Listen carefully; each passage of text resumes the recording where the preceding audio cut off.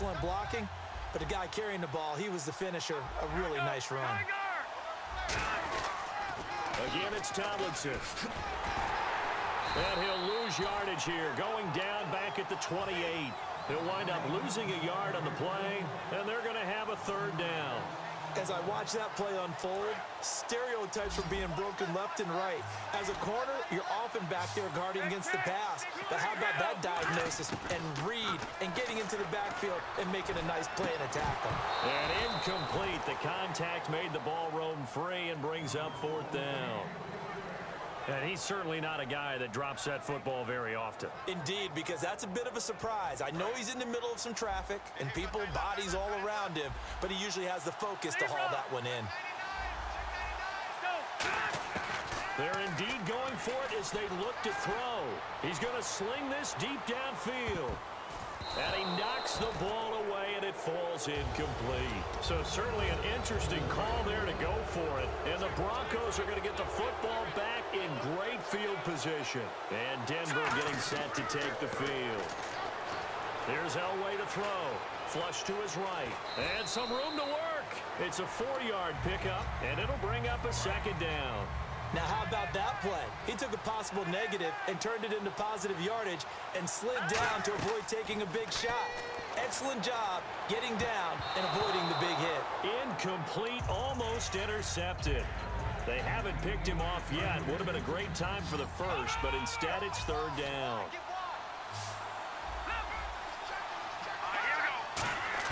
On third down, Elway. Escaping the pressure right. And he's got his target. That's Moore. And they do get him down, but he's inside the 5 all the way to the 3. And on display right there, the arm that made John Elway a lot of money. And that's going to leave a mark because when he throws it with that much force, one of the best arms the game has ever seen, one of the strongest ones, it does leave a mark. They actually called it the Elway cross because you could see it, the imprint on a player after he caught one of those bullet passes. No gain on the play there. It'll be second down. They're down here in the third quarter trying to get something going. And he'll get in. Touchdown, Denver. Emmitt Smith, a 3-yard touchdown run. And the Broncos have taken the lead. And that touchdown ends a streak, for lack of a better word, of 3 field goals that they put on the board previously. They finally cracked the code. Yeah, they've been down there. They've been in enemy territory, as you said. They just haven't been able to punch it in until that point. After the touchdown, here's McManus now to kick it away. This will be taken in at the 1. And he'll take this up past the 20 and down at the 22-yard line. And now Chicago getting ready to go as they take the field. And last time out, went for it on fourth down, turned it over, gave them great field position, turned it to 6 points, so they've got to recover here, Charles. It's amazing what one decision can do in the chain of events, right? The decision to go for it on fourth down. Caused all of that. It caused every bit of it, but it showed confidence. Hey, I've got confidence in you guys. Go pick it up for them. Didn't happen. Also showed confidence in the defense. They didn't pick up their end of the bargain, so now they've got to come back out and start over and rebuild that confidence. Now they'll throw here out of the gun. And incomplete there. A nice hit. Jars the ball free and brings up third down. My high school coach, John Ford, used to say all the time, if you're in a bad situation, laddie, don't compound it with a bad decision as well. And I think that's what we just saw there. Harassed in the pocket, and he throws into double coverage anyway. He called you laddie? He called me laddie, and that was the nicest thing he called me. And it looks like we've got a dime set here defensively. 6 DBs in the game. Out of the gun, they'll look to throw. Man open, Rice. And he'll be taken down, but not before he gets into enemy territory. Welcome back live to Orlando. It's been a very hotly contested game to this point. Just a field goal separating these two teams as we get set for the fourth quarter.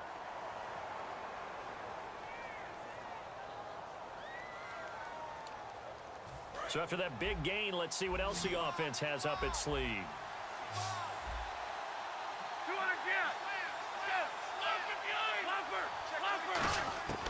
They'll look look to throw now on first down.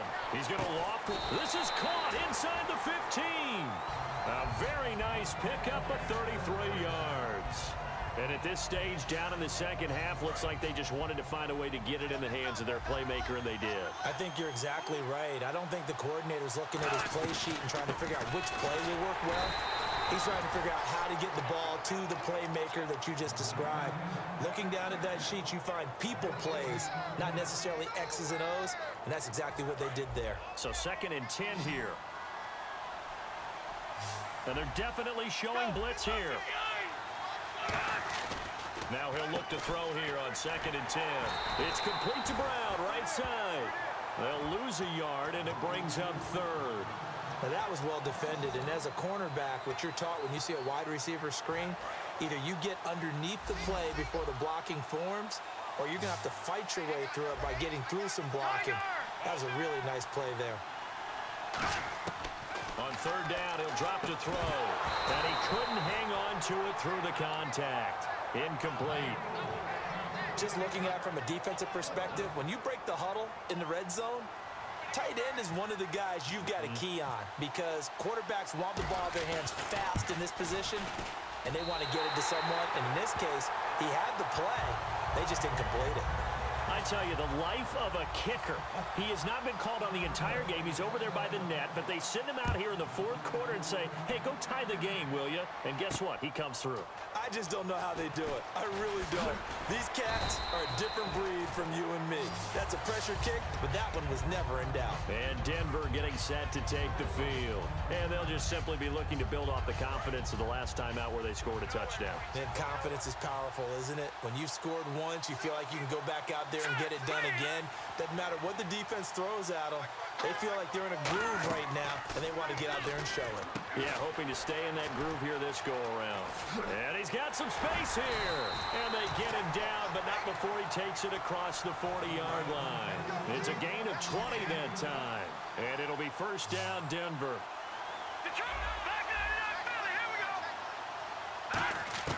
Throwing now, Elway on first down. He's going to let this go deep, back over the middle. And it pops free. The collision there jarred the ball loose and brings up 2nd down. Tie game late, and the offense really has to be conscious of the clock here as it's becoming a factor late in this ball game. Elway out to the flat. That's complete to his running back. A gain of 4 on the play, and that's going to bring up a 3rd down. Time for a break. We'll come back and see how it all shakes out after this. Offense faces a 3rd and medium with 6 yards left. On 3rd down, here's Emmett. Just a 1-yard pickup there, and it'll be 4th down. Well, this was just simply excellent defense. On this 3rd down, they had to be alert for the possibility of a pass, but that didn't stop them at all from Now, defensively here, we're going to get a timeout. It's just their first. They've got 2 more to use here in the final stages. Here's Johnny Hekker now. On for his 2nd punt. He'd take a repeat of his first.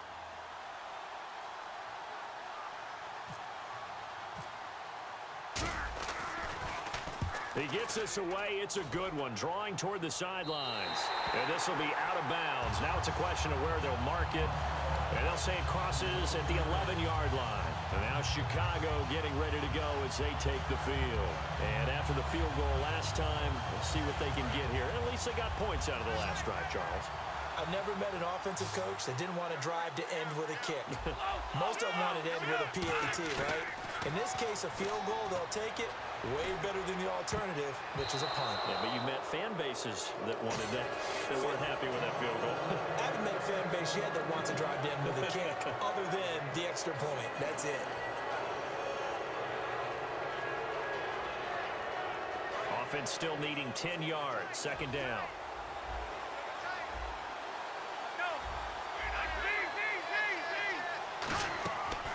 Play-action fake. They'll look to throw. And, boy, that one drops incomplete. But if he was hit a fraction sooner, it may have been a fumble.